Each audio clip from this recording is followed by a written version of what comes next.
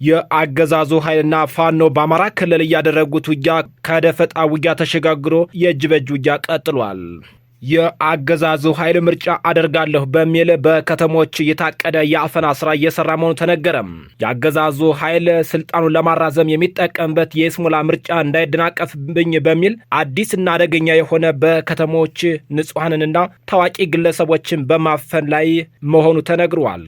በወለጋ የአማራ ተወላጆች ላይ ያነጣጠረ የጅምላ ጭፍጨፋ ማፈናቀልና ዝርፊያ ተባብሶ መቀጠሉ ተነገረም። በኦሮሚያ ክልል ጸጥታ ኃይል ከኦነግ ሸኔ ታጣቂ ጋር በመጣመር በምስራቅ ወለጋና በሆሮ ጉዱሩ ወለጋ ዞኖች የአማራ ተወላጆች ላይ የከፈተው ጭፍጨፋ ተባብሶ መቀጠሉ ተነግሯል። የብልጽግናው መከላከያ ሰራዊትና የአድማ ብተና አባላት የቡድንና የነፍስ ወከፍ መሳሪያ በመያዝ ፋኖን መቀላቀላቸውን ቀጥለዋል። በትውልዱ ላይ የታወጀው ጦርነት በደብረ ማርቆስ ከተማ ሰፍሮ የሚገኘው ራሱን ጥምር ጦር ብሎ የሚጠራው የአገዛዙ ኃይል ወደ ሮብ ገበያ ሬሽን ለማድረስ በሚያደርገው እንቅስቃሴ በንጹሐን ዜጎች ላይ በህዝብ የልማት ተቋማት ላይ ያደርስ ያለውን ግፍ አጠናክሮ መቀጠሉ ተነገረም። ቻናሉን ሰብስክራይብ፣ ቪዲዮ ላይክ፣ ሼር፣ ኮሜንት በመስጠት አብራችሁ እንድትሆኑ እየጋበዝኩኝ አሁን በቀጥታ ወደ ዝርዝር መረጃዎቻችን እናልፋለን። አብራችሁን ቆዩም። በወለጋ የአማራ ተወላጆች ላይ ያነጣጠረው የጅምላ ጭፍጨፋ ማፈናቀልና ዝርፊያ ተባብሶ መቀጠሉ ተነገረም። የኦሮሚያ ክልል ጸጥታ ኃይል ከኦነግ ሸኔ ታጣቂ ጋር በመጣመር በምስራቅ ወለጋና በሆሮ ጉዱሩ ወለጋ ዞኖች የአማራ ተወላጅ ላይ የከፈተው ጭፍጨፋ ተባብሶ ቀጥሏል። እስካሁን ባለው ህጻናትና አረጋውያንን ጨምሮ በርካታ የአማራ ተወላጆች በአሰቃቂ ሁኔታ ተገድለዋል። ጥቃቱ በዋናነት በምስራቅ ወለጋ ዞን ባንገር ጉትን ከተማ በቅርብ ርቀት መንደር 06 እና መንደር 04 ቀበሌዎች በሲቦ ስሪ ወረዳ ጉዩ ቀበሌ ላይ እንዲሁም በሆሮ ጉዱሩ ወለጋ ዞን አቢ ደንጎሮ ወረዳ ስር በሚገኙ በአሩሲ፣ በአሙሩ፣ በጉድያና ቢላና ሌሎችም የዞን ከተሞች ላይ ሲሆን በዚህም በርካታ የአማራ ተወላጆች በአሰቃቂ ሁኔታ ተገድለዋል።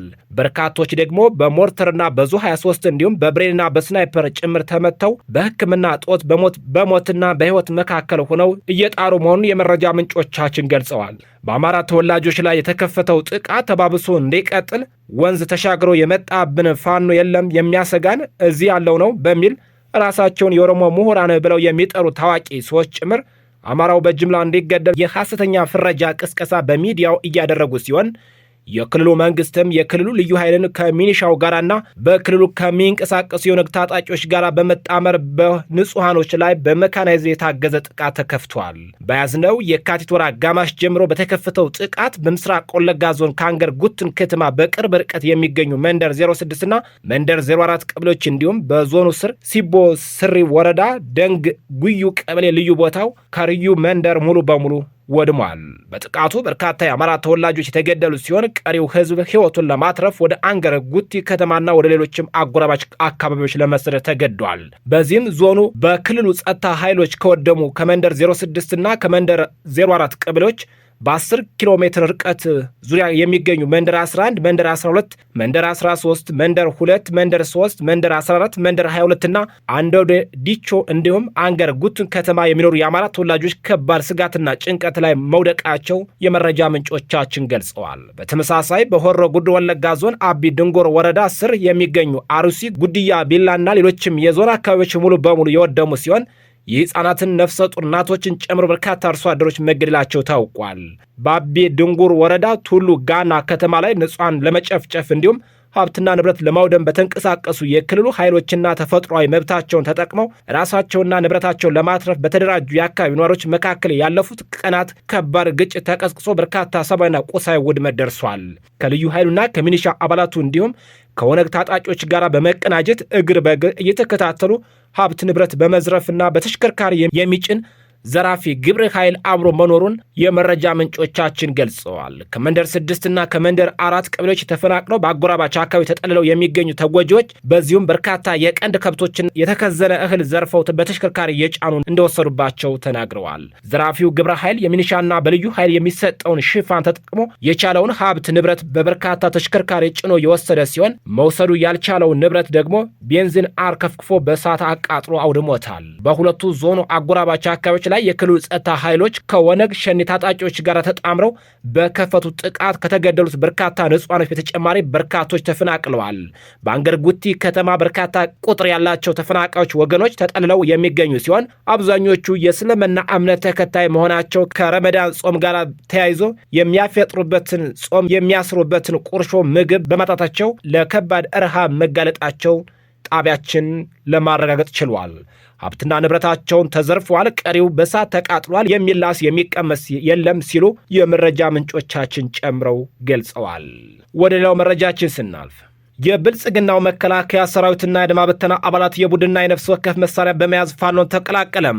የፋሽስቱ ብልጽግናው ሰራዊት ከየአቅጣጫው እየፈረሰ ሲሆን የሰሜን ምስራቅ እዝ 49ኛ ክፍለ ጦር አንደኛ ሻለቃ አጃቢ አንድ ጥቁር ክላሽ በመያዝ 58ኛ ክፍለ ጦርን አንድ ስናይፐር በመያዝ አንድ ጥቁር ክላሽ በመያዝ እንዲሁም 2 የአድማ ብተና አባል ከነሙሉ ትጥቃቸው ተተኳሽ በአጠቃላይ አንድ ስናይፐርና 4 ክላሽ በመያዝ የካቲት 28 ቀን 2018 ዓ.ም ሚኒሊክ ዕዝ 102ኛ ኮር ተቀላቅለዋል።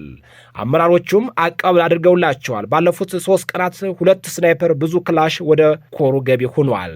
ከመከላከያ ኮብልለው ፋኖን የተቀላቀሉ የ49ኛ ክፍለ ጦር የሻለቃ አጃቢ እንዲሁም የሰራዊቱ አባላትና የአድማ ብተና አባላት ከፍተኛ መኮንኖች የሚያወርዱልን ተልዕኮ በመጀመሪያው ፋኖን እናጠፋለን፣ ቀጥለን ወያኔ እናጠፋለን፣ በመጨረሻም ኤርትራን በመውጋት ወደብ እናስመልሳለን እያሉ ነው ሲል የብልጽግናውን እብደት በመግለጽ ለዚህ ውሳኔ መብቃታቸውን ተናግረዋል።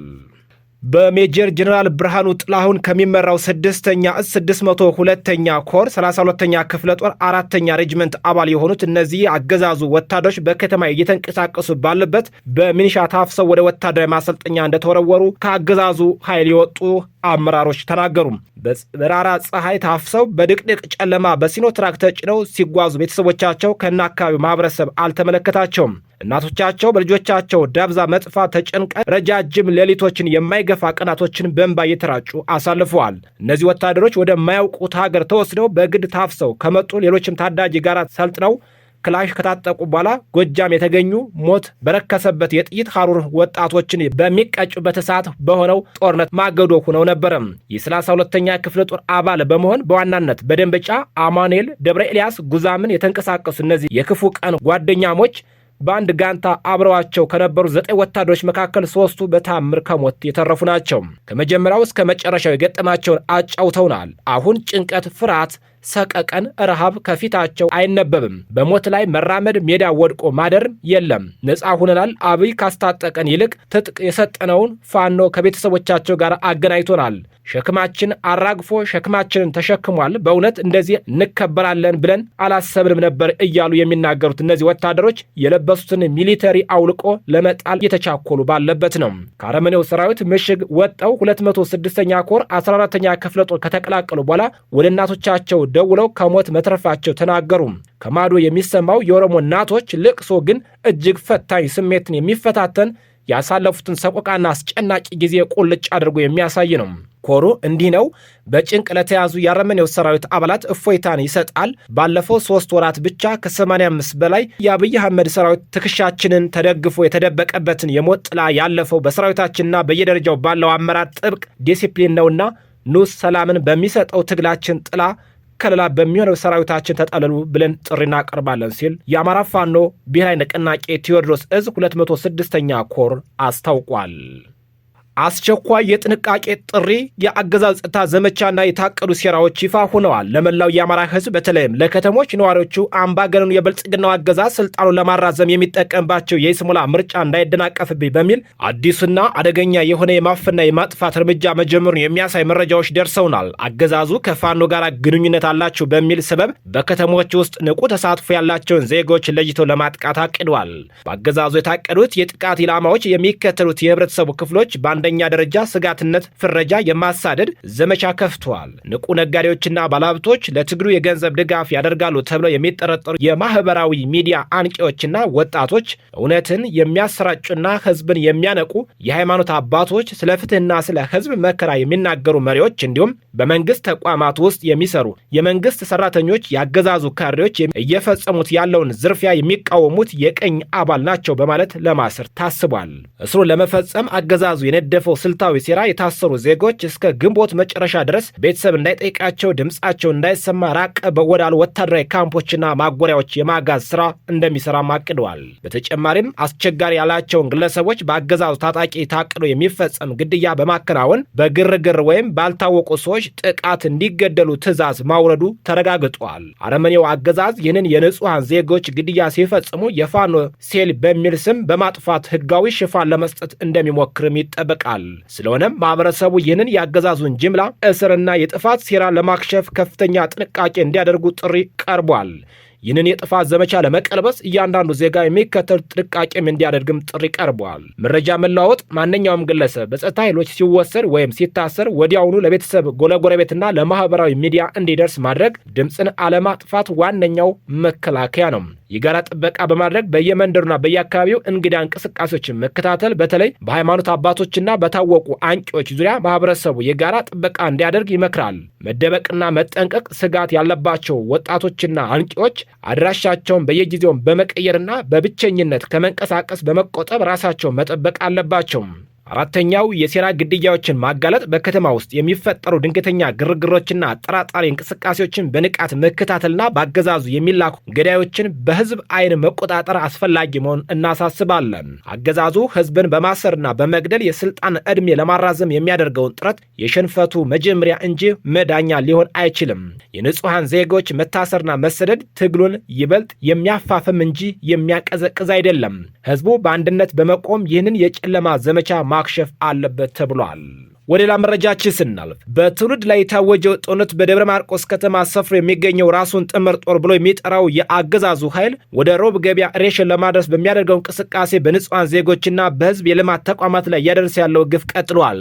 ከቅርብ ቀናት ወዲህ በእነርታ መጀመሪያ ደረጃ ትምህርት ቤት ላይ የተፈጸመው መጠነ ሰፊ ውድመትና ዘረፋ ደግሞ የስርዓቱን አማራን የማጥፈትና የማደንቆር ስልታዊ ዘመቻ በግልጽ ያሳየ ሆኗል። የትምህርት ቤቱ መቀጠልና ንብረት ዘረፋ በተመለከተ ከስፍራው ሂደን እንዳረጋገ ነው ትምህርት ቤቱ በአሁኑ ወቅት ሙሉ በሙሉ አገልግሎት መስጠት በማይችልበት ደረጃ ፈራርሷል። የጥፋት ኃይሉ በመድፍ በቢኤም 107 በዙ 23 እና በሞርተር ጋር በመታጀብ በንጹሐን አርሶ አደሮች ላይ እየተኮሰ ሲቪሊያንና የሲቪሊያን ንብረት ከማውደም ባሻገር በትምህርት ቤቱ ላይ ያደረሰው ጉዳት እጅግ ከፍተኛ ነው ተብሏል። ከሰሞኑን የአማራ ፋኖ ብሔራዊ ኃይል ምስራቅ አማራ ቀጠና ሚኒሊክ እዝ ግዙፉ 303ኛ አሳምነው ኮር ልዩ ኦፕሬሽን ቅዱስ ላሊበላ ከተማ ዘልቀው በመግባት የላስታ ወረዳ ብልጽግና ቅርንጫፍ ጽሕፈት ቤት አደረጃጀት ኃላፊ የሆነችውን ወይዘሮ የኔነሽ መላኩን በቁጥጥር ስር ማዋሉ ይታወቃል። የብልጽግናው አገዛዝ የራሱን አመራር በማስለቀቅ ሲያቅተው የጦርነት ተሳታፊ ያልሆኑና የግል ህይወታቸውን የሚኖሩ የፋኖ ቤተሰቦች እያሰረ እንደሚገኝ የመረጃ ምንጮቻችን ገልጸዋል። አሸባሪ ነው ሲሉት መንግስት ነው ሲሉት ወንበዴ ሆኖ የሚገኘው አገዛዙ በሰማይም በምድርም አለኝ የሚለውን ጦር አሰማርቶ ገጥሞ ማሸነፍ ያልቻለው የፋኖ ክንድ አህያውን ፈርቶ ዳውላውን እንዲሉ በላስታ ወረዳ የፋኖ ቤተሰብ ናችሁ፣ ፋኖ ዘመድ አላችሁ በማለት ከመነኩሴ እስከ ህፃን ልጅ አፍኖ ማሰርና መሰወር ላይ ይገኛል። በዚህም በርካታ የአገዛዙ ኃይል ከ10 በላይ እናቶችን ጨምሮ በርካታ ንጹሐን ታስረዋል። በዚህ ሳምንት የጠላት ከፍተኛ መኮንኖች ባደረጉት ስብሰባ ላይ ባለፉት 6 ወራት ከአማራ ፋኖ ኃይል ጋር እያደረጉን ባለው ውጊያ ከ42000 ወታደሮች በላይ የገባበት አናውቅም ብለዋል። ይህም ከዓመት በፊት በነበረው የ6 ወር ግምገማ ላይ 23000 ሰራዊት ጠፋብን ካሉ አሃዝ እጥፍ ሊደርስ እየቻለ ነው። የተከበራችሁና የተወደዳችሁ ቻናላችን ቤተሰቦች ለሰዓቱ ያዘጋጀንላችሁ መረጃዎቻችን እነዚህን ይመስላሉ። ከቆይታዎች በኋላ ደግሞ በሌሎች አዳዲስ መረጃዎች ዳግም እንገናኛለን። በያላችሁበት ጥሩ ጊዜ ተመኘሁ። ጤና ይስጥልኝ።